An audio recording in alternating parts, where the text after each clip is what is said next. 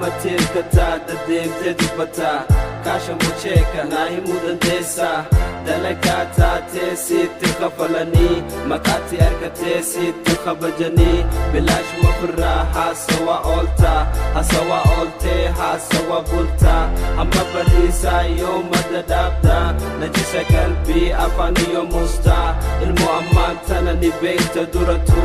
namakani kamna salate nagartu khadu bidabde mu bakma hundatu hamena keman egari khakeni mu narab subhanani nu manjaratu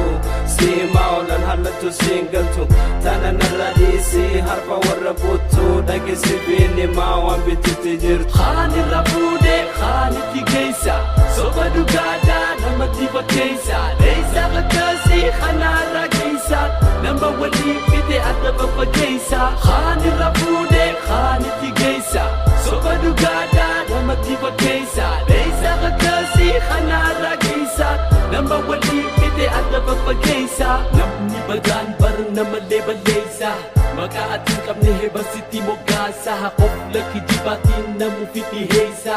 ati hulabanan wa eke odesa